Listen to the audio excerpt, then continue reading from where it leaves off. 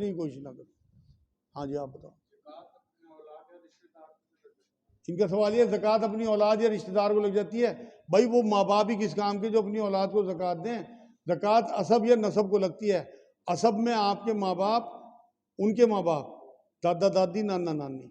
नसब में आपकी औलाद, उनकी औलाद, इन्हें ज़कात नहीं लगती। बाकी बहन भाइयों को और रिश्तेदारों को, तमाम को ज़कात लग जाती है। भाई यहाँ बिल्कुल खामोश रहना है, सिर्फ सवाल जिसे करना हो वो सवाल करेगा। बताओ जी।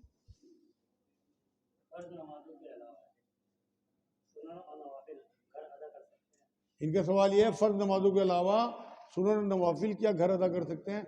भाई घर ही अदा करने चाहिए, सुन्नत ही यही है। नबी अकरम सल्लल्लाहु अलैहि वसल्लम घर से वजू बना के जाते थे, घर से ही सुन्नत नफिल पढ़ के जाते थे। सिर्फ जो मस्जिदें बनाई गई वो जमात के लिए, कि रुकू करने वालों के साथ रुकू करो, सजदा करने वालों के साथ सजदा करो। हाँ बताओ। बहुत सी औरतें फैमिली प्लानिंग के तहत डिलीवरी के दौरान ही बच्चेदानी निकलवा देती हैं, क्या है जायज? इनका सवाल यह है, बहुत सी औरतें ऑपरेशन करा लेती हैं, बच्चेदानी निकलवा देती हैं, ऑपरेशन के साथ साथ, क्या ही जायज़ है? अगर उन्हें डॉक्टर ने कहा कि तुम्हारी जान पे खतरा है और तुम्हें आगे बच्चे नहीं होने चाहिए, फिर तो ये जायज़ है। लेकिन अगर कोई इस वजह से बच्चेदानी निकलवा रही है कि हम उसे किस तरह से खिलाएंगे, तो ये गुनाह है, हराम है, नाजायज़ है। कुरान में अल्लाह ने कहा कि तुम्हें भी और इन्हें भी हम रोज़ी देते हैं, इन्हें नाजायज़ कत्ल ना करो। आप क्या कह रहे हैं? इनका सवाल यह, क्या शब बरात का रोज़ा रखना शिरक है? जो भी 15 शाबान गुजरी है। नहीं भाई, इसे शिरक तो नहीं कह सकते, लेकिन ये बिदत है। नबी ने इस तरह कभी 15 शाबान का अकेले रोज़ा नहीं रखा। ये हमारे पूरे माशरे में राइज हो गया और इसे ये समझते हैं कि बहुत बड़ा सवाब का काम हम कर रहे हैं। ये बिल्कुल रोज़ा जो है ये बिदत है, इससे बचना चाहिए। अगर आपको नबी की सुन्नत अदा करनी, हुजूर तो 12 महीने रखते थे इस तरह से, लेकिन अगर आपको किसी एक महीने में रखना भी है तो इसके साथ आप रोज़ा पहला या दूसरा जोड़ लिया करें। 15 शाबान के साथ साथ 14 या 16 जोड़ लिया करें। हाँ जी।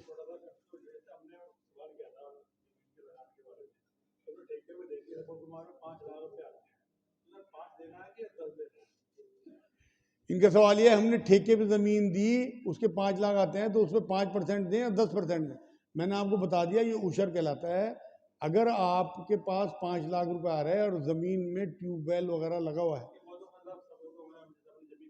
उसी का है ना, उसने उसने तो इंतजाम किया हुआ है।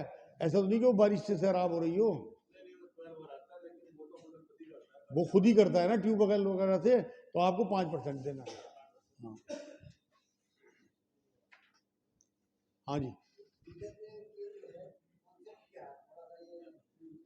बिदत, इनका सवाल ये है, बिदत का कॉन्सेप्ट क्या है? बिदत उसे कहते हैं कि जो दीन मुकम्मल होने के बाद दीन में कोई नई चीज़ शुरू की जाए और उसका कोई सबूत नबी अकरम सल्लल्लाहु अलैहि वसल्लम से ना हो और उसे दीन का हिस्सा समझ लिया जाए, वो बिदत है।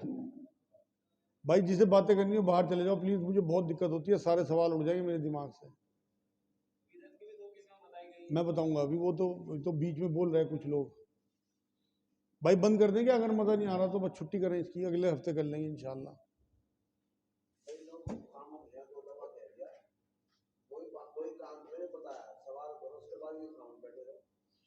बिदत का जो मामला है वो ये है कि दीन में नया काम शुरू, इसकी भी दो किस्में हैं, जैसे ये बता रहे हैं ना, एक बिदत हसना है और बिदत के बारे में नबी अकरम सल्लल्लाहु अलैहि वसल्लम की हदीस पाक ये है कि हर बिदत गुमराही है और गुमराही आग की तरफ ले जाने वाली है। तो बिदतों से हमें बचना है हर हाल में।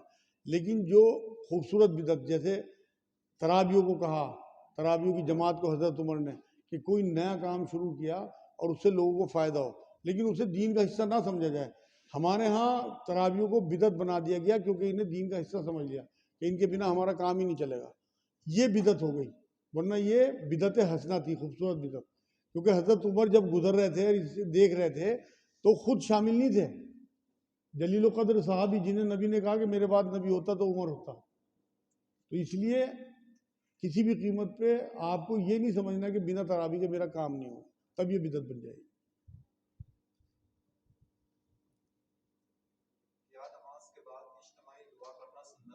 इनका सवाल यह है, क्या इज्तिमाई दुआ करना सुन्नत है नमाज के बाद? भाई दुआ करना ही सुन्नत नहीं है, इज्तिमाई दुआ तो बहुत दूर की बात है। ये भी हमारे यहाँ बिदत बना दी गई। अगर आप इसे हर हाल में जो हम देखते हैं अपनी मस्जिदों में, इसे नमाज का हिस्सा बना दिया गया, ये बिदअत बन चुकी है। नबी अकरम सल्लल्लाहु अलैहि वसल्लम ने या सहाबा ने कभी इस तरह से दुआएं नहीं मांगी। असल में दुआओं का कॉन्सेप्ट ही हमारी समझ में, पूरी नमाज दुआ है। आप अलहम्दु शरीफ जो पढ़ रहे हैं, अगर आप उसका तर्जुमा पढ़ो तो आपको पता लगेगा कि आप अल्लाह से सिवाय दुआओं के और कुछ भी नहीं कर रहे हैं। उसके बाद आपका रुकू है, जहाँ आप हमदो सवना कर रहे हैं, वहाँ आप अल्लाह से दुआ करो। आप सजदे में हो, वहाँ दुआ करो। आप जलसे में हो, सजदों के बीच में बैठे, वहाँ दुआ करो। आप अत्तहियात के बाद जो दुआएं पढ़ने का आप पढ़ते हो ना, दुरूद के बाद, दुरूद अपने आप में एक दुआ है। उसके बाद आप रब्बना आतिना या अल्लाहुम्मा फ़िरली, जो भी दुआएं आप पढ़ते हो, वो सब दुआएं तो हैं, वहाँ आप उसे लंबा कर दो। अगर आप इमाम के ताबे नहीं हो, आपको जितनी दुआएं याद हैं अपनी ज़बान में, अरबी ज़बान में, आप उस नमाज की हालत में जब आप बैठे हुए हैं, अल्लाह के हुजूर झुके हुए हैं, उन दुआओं की कबूलियत, उन दुआओं का असर बहुत ज़्यादा बढ़ जाता है बनिस्बत आपकी नमाज से निकलने के बाद दुआ। तो आप वहाँ दुआएं किया करो। अगर आप इमाम साहब के ताबे नहीं हैं, अपनी नफिल को पढ़ रहे हैं, तो उनमें तो दुआओं की लाइन लगा दो आप। बाद में दुआ कोई साबित नहीं है, वहाँ दुआ आपको पढ़नी है, दुआएं करनी है अपनी औलाद के लिए, अपने और ये भी ज़रूरी नहीं कि आपको अरबी की बहुत सारी लंबी चौड़ी दुआएं याद हो। जो आपकी मादरी ज़बान हो उसमें दुआ करो। वहाँ अल्लाह अत्तहियात में बैठो, अत्तहियात पूरी करने के बाद दुरूद शरीफ से लेके और आखिर तक चाहे आप 15 मिनट दुआ करते हो, वो दुआ का टाइम है। हमारे यहाँ कर बना लिया गया जी, मेहनत करी, मेहनत के बाद मजदूरी। अबे तुम्हारी नमाजों की या तुम्हारी मेहनतों की ज़रूरत है अल्लाह को। हाँ जी,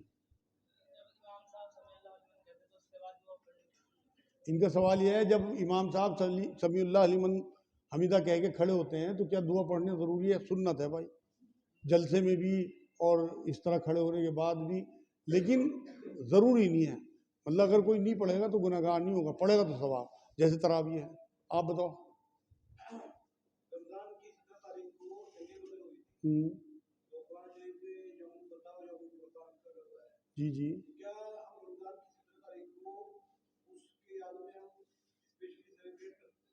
इनका सवाल ये, हाँ इनका सवाल यह है कि फतेह हुई थी जंग बदर 17 रमज़ान में, तो उसे हम जो है सेलिब्रेट कर सकते हैं, करना ही चाहिए उसे सेलिब्रेट, जिससे कि आपके बच्चों को ये मालूम हो कि आपके बुजुर्गों ने कितनी, क्योंकि उसमें सिर्फ कुफार थोड़ी सही वो मारे गए थे जो दोज़ख रसीद हुए थे, बल्कि 14 सहाबा भी गए थे और पहली फतह थी।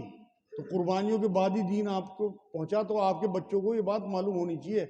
जब आप सेलिब्रेट करोगे ना तो तजस्सुस होगा कि यार हमने वो देखा नहीं, ये क्या कर रहे हैं, आज क्यों रोज़ा खुलवा रहे हैं, आज क्यों केक कटा।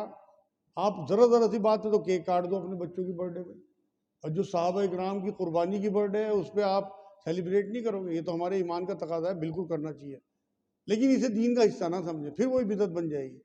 अगर आप इसे समझते हो कि भाई करना चाहिए मुझे, किसी साल कर लिया किसी साल नहीं करा, कोई हर्ज नहीं, लेकिन अगर आपने इसे कर बना दी, इसीलिए घबराते हैं उलमा इकराम जो आपको मना करते हैं ना इन चीज़ों को, इसी वजह से कि आगे चल के कहीं बिदअत ना बन जाए।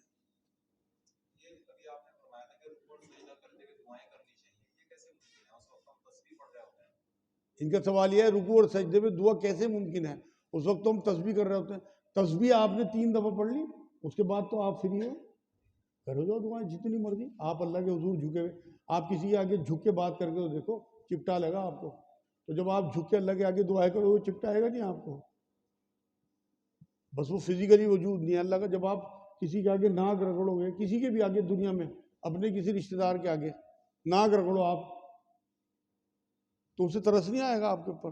तो जब आप 3 बार सुभान रब्बी अल्लाह कहने के बाद और नाक रगड़ते रहोगे, अल्लाह मेरे बच्चे का यूँ कर दे, अल्लाह उसका एडमिशन कर दे, अल्लाह मेरी बीवी की बीमारी, जब आप वहाँ गिड़गिड़ाओगे तो अल्लाह आपको चिपटा नहीं लेगा। ये वो जगहें हैं जो अल्लाह की रहमत जोश में आती है और आपको समेट लेती है अपने।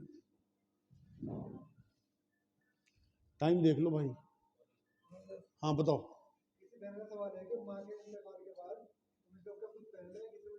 इनका सवाल यह है, माँ का इंतकाल हो गया तो वो कपड़े बेटी खुद पहने या किसी को दे दे? सदका कर दे जब भी ठीक है, खुद पहने जब भी ठीक है। अगर माँ से यादें जुड़ी हुई हैं और उसके कपड़े देख के माँ याद आती है तो इसमें कोई हर्ज नहीं। लेकिन अगर रोना आता है और हाय तौबा मचाती है उसके कपड़े देख के, फिर उन्हें सदका ही करना बेहतर है, क्योंकि नबी ने फरमाया 3 दिन से ज़्यादा शोक किसी मैयत के लिए नहीं है, सिर्फ 4 महीने 10 दिन का शोक अपनी औरत के लिए, वो अपने मर्द के लिए है, 4 महीने 10 दिन का शोक। हाँ जी, ससुर बहू के लिए महरम है या नामहरम? इनका सवाल यह है, ससुर बहू के लिए नामहरम है या महरम है भाई।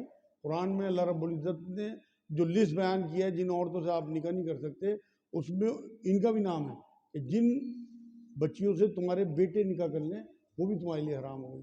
तो वो हराम हो गई, वहीं से जो है वो महरम हो गए। हाँ जी बताओ मसरूर भाई।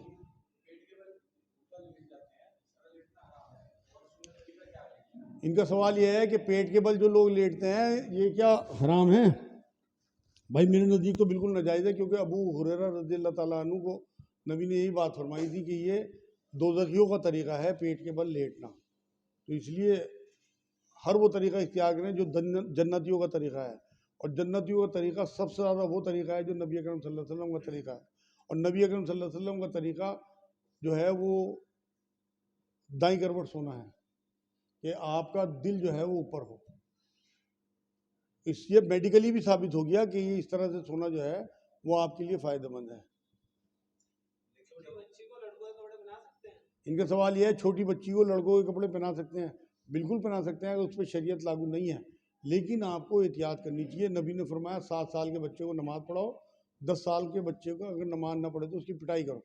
अगर आपने उसे बचपन से आदत डाल दी और बड़े होते तक उसकी वो आदत ख़त्म ना हो, मेरे पास रोज़ केस आते हैं इस तरह के, लगभग मतलब महीने में 2-4 बार आते हैं इस तरह के केस, कि लड़की जो है मानती नहीं बाद में कि हम तो नहीं उतारते कपड़े।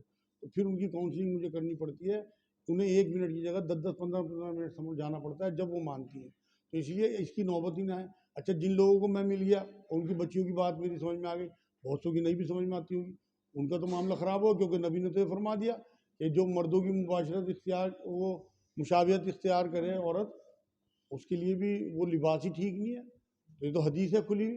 तो इसलिए अपनी बच्चियों को बचपन से आप सिखा के बता के ढकने वाले कपड़े हैं वो पहनाना शुरू करें।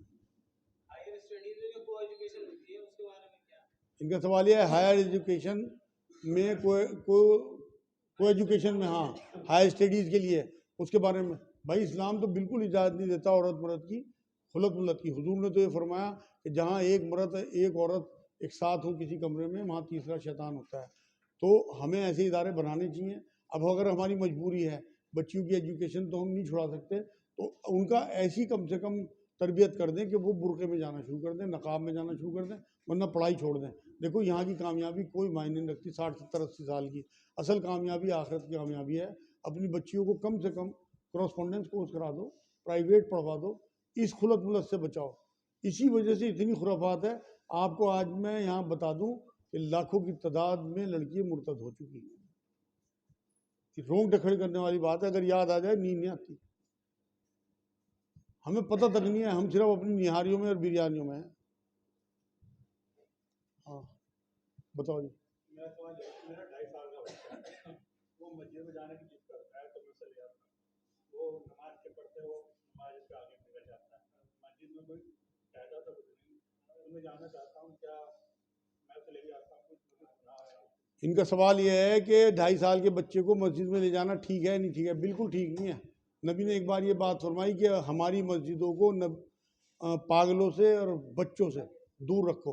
बच्चों से मुराद जिन बच्चों को शोर मचावें या दूसरों की नमाजों में डिस्टर्बेंस पैदा करें या शूशू करने का खतरा हो, पॉटी करने का खतरा हो, ऐसे मासूम बच्चे 7-8 साल की उम्र तक अगर बच्चे पहुंच जाएं तो ऐसे बच्चों को ले जाने में कोई हर्ज नहीं। आप उसका इंतज़ाम करो। इस जिद को आपने नहीं मानना, नबी के खिलाफ नहीं जाना किसी भी कीमत पर।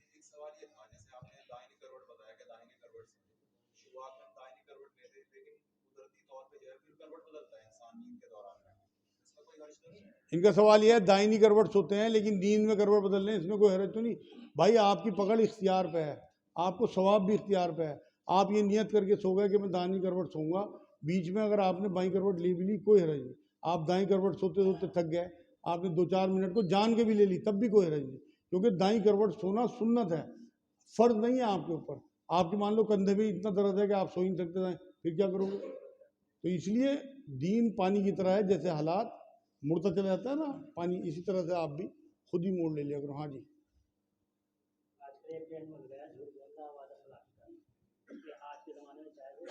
इनका सवाल है आज के ज़माने में झूठ बोलना, वादा खिलाफी करना क्या जायज़ है? ये ट्रेंड बन चुका भाई। क़यामत तक के लिए नबी की हदीसें, कुरान की आयतें हैं। झूठ को अल्लाह के रसूल सल्लल्लाहु अलैहि वसल्लम ने ईमान के खिलाफ बताया, तो ये मुनाफिकों की निशानी बताई।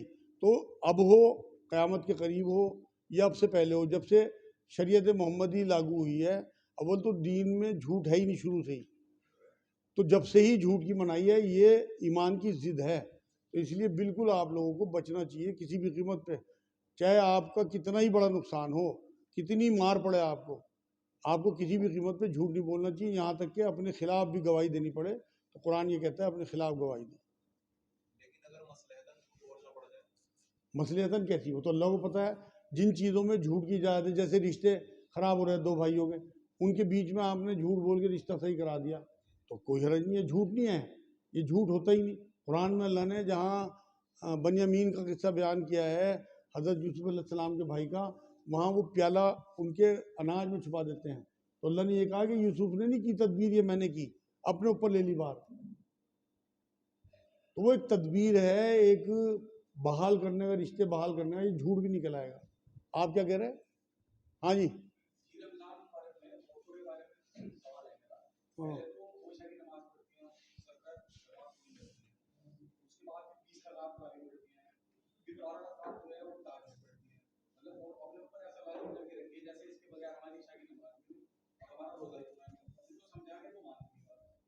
इनका सवाल यह है, औरतें इतने नफिल पढ़ती हैं कि पहले 17 फिर 12 फिर 20, भाई आप क्यों नहीं पढ़ते?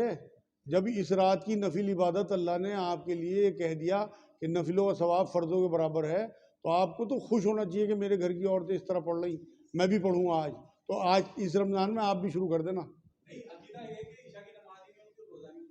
अगर ये अकीदा है तो फिर तो गुनाह है, लेकिन अगर वो नफली इबादत इतना ज़्यादा कर रही हैं तो उन्हें पूरी रात पढ़ी, पूरी रात नफिलें पढ़ें।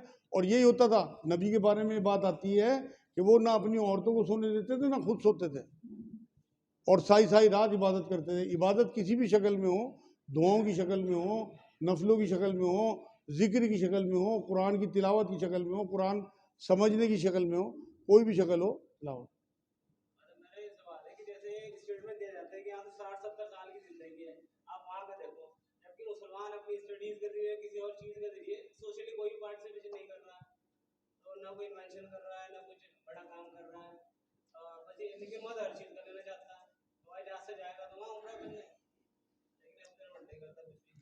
इनका सवाल ये है कि मुसलमान जो हैं वो, ये कहा दिया जाता है 60-70 साल की ज़िंदगी है, यहाँ क्या, वहाँ की तैयारी करो। मेरे भाई, यहाँ की तैयारी से ही वहाँ की तैयारी होगी।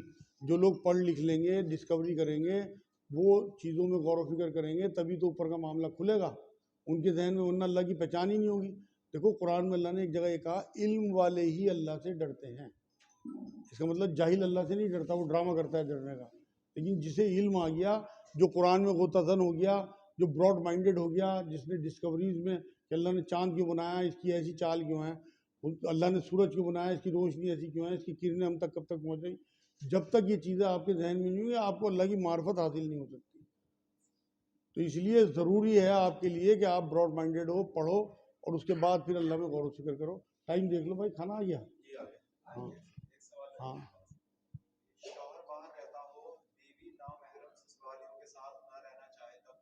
इनका सवाल यह है कि शौहर बाहर रहता है, बीवी नामहरम ससुरालियों के साथ नहीं रहना चाहती, तब भाई वो ईमान वाली औरत है, उसका साथ देना चाहिए रिश्तेदारों को। और मुबारकबाद की मुस्तहिक है ऐसी मेरी बहन या बेटी कि जो इस तरह के सवाल कर रही, उसे बिल्कुल सेपरेशन इख्तियार करना चाहिए और अपने मायके में रहना चाहिए।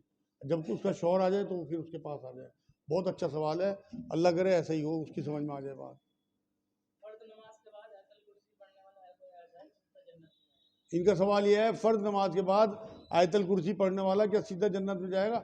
जन्नत में वो जाएगा जो हकूकुल्लाह और हकूकुल इबाद पूरे करके अल्लाह को हिसाब दे के आगे बढ़ेगा। आयतल कुर्सी पढ़ना नबी अकरम सल्लल्लाहु अलैहि वसल्लम की सुन्नत है नमाजों के बाद, लेकिन ऐसा नहीं है कि उसकी वजह से जन्नत मिल जाएगी। जन्नत मिलेगी आपको अपने अमाल से, उसके हिसाब किताब देने से, अल्लाह के यहाँ उनकी पजीरियाई और एक्सेप्ट कर लेने पर, कि जब अल्लाह मान ले कि हाँ भाई ये सही दीन पे चल के आया और ईमान के साथ इसका खात्मा हुआ।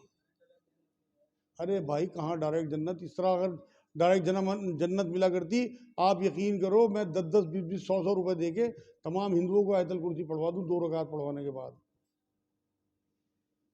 एक को भी बाहर ना रखने दूँ। मतलब हमारे भाई करोड़ों की तादाद में जा रहा है, हमें अंदाज़ा है हमारे ईमान का हिस्सा आग की तरफ जा रहा है, तो बचाने का बेहतरीन तरीका है अपनी सारी दौलत बांट दो, इन्हें बचा लो। लेकिन इस तरह जन्नतें मिला करती। जन्नत इतनी मुश्किल चीज़ है कि नबी ने ये फरमाया कि अल्लाह ने जब जन्नत बनाई तो भेजा जिब्राइल को कि देख क्या इसे। जब वो आगे बताया उन्होंने कि अल्लाह ये तूने क्या चीज़ बना दी, इतने झाड़ झंकाड़ उसके पे पहुंचने के लिए, वहां तो कोई भी नहीं पहुंच सकता। इतनी मुश्किल जन्नत है जो एक आयतल कुर्सी पे आपको दे दें। हो गया जी बस आज। हाँ हैं, इनका सवाल यह है औरत जूड़ा बांध के नमाज पढ़ सकती है? बिल्कुल पढ़ सकती है, मर्द नहीं पढ़ सकता। अरब में लंबे लंबे बाल होते थे, उन्हें जूड़ा बांधने से मना किया गया था। वमा अलैना इल्लल बलाग। अल्लाहुम्मा सल्ली अला सय्यदना मोहम्मद वाला आलि सय्यदना मोहम्मद बारिक वसल्लम। अल्लाह तुम्हारे गुनाहों को माफ़ फरमा दे, या अल्लाह तू रहमत फरमा दे, या अल्लाह तू फजल फरमा दे, या अल्लाह तू हमें इत्तेहाद अता फरमा दे, या अल्लाह हमने यहाँ जो पढ़ा सुना उस पर अमल की तौफीक अता फरमा। किसी किस्म का शर हो तो हमारे दिलों से दूर फरमा, जितने खैर के पहलू हों उस पर अमल की तौफीक अता फरमा। या अल्लाह हमें अपने बड़ों का एहतराम, छोटों से शफक़त करने की तौफीक अता फरमा। हमें जलन से, हसद से, बुग़्ज़ से, कीना से, वादा खिलाफ़ी से, झूठ से, धोखे से, बदनज़री से हमारी हिफाजत फरमा। या अल्लाह हमें अपने सत्रों की हिफाजत करने की तौफीक अता फरमा। या अल्लाह हमें अपनी ज़बानों की हिफाजत करने की तौफीक अता फरमा, अपनी नज़रों की हिफाजत करने की तौफीक अता फरमा। या अल्लाह हुजूर के दीन पे चलना आसान फरमा, हुजूर की हद दर्जे की मोहब्बत अता फरमा, कुरान की सही समझ अता फरमा। रमज़ान आ रहा है, अल्लाह रमज़ान का ज़्यादा से ज़्यादा फ़ायदा उठाने की तौफीक अता फरमा। या अल्लाह हमारे दिलों में जिन्हों के लिए बुग़्ज़ किना हो, रमज़ान से पहले पहले उसे दूर करने की तौफीक अता फरमा। मौत से पहले पहले हमें साफ़ सुथरा बना। या अल्लाह हमें साफ़ कर दे, या अल्लाह हमें माफ़ कर दे, या अल्लाह हमें पाक कर दे। या अल्लाह तू पाक है, अल्लाह हमें भी पाक कर दे। या अल्लाह हमारे दिलों में जो भी किसी भी किस्म की कोई बुराई आए उसे दूर फरमा, हमारे दिलों में आके बस जा। हमें हुजूर की ज़ियारत नसीब फरमा, ख्वाबों में ज़ियारत नसीब फरमा, हुजूर की हद दर्जे की मोहब्बत अता फरमा, अहले बैत की हद दर्जे की मोहब्बत अता फरमा, दीन की सही समझ अता फरमा, हराम हलाल की तमीज़ अता फरमा, अपनी बहनों, बेटियों, माओं, बीवियों पे शफ़क़त करने की तौफीक अता फरमा, हर तरीके के जुल्म से हमारी हिफाजत फरमा। या अल्लाह ये औरतें हमें हराम से बचाती हैं, हमारे घरों के इंतज़ाम देखती हैं। या अल्लाह पाक हमें अपनी औरतों के एहसान मानने की तौफीक अता फरमा। या अल्लाह पाक हमारे बच्चों को भी कम से कम इस हराम के दौर से, इसमें जो मोबाइल में हमारे बच्चे हराम चीज़ें देख रहे हैं, उससे हमारी भी, हमारे बच्चों की भी हिफाजत फरमा। सुभान रब्बिक रब्बिल इज़्ज़ति अम्मा यसिफून व सलामुन अलल मुरसलीन वल्हम्दुलिल्लाहि रब्बिल आलमीन। अल्लाहुम्मा आमीन।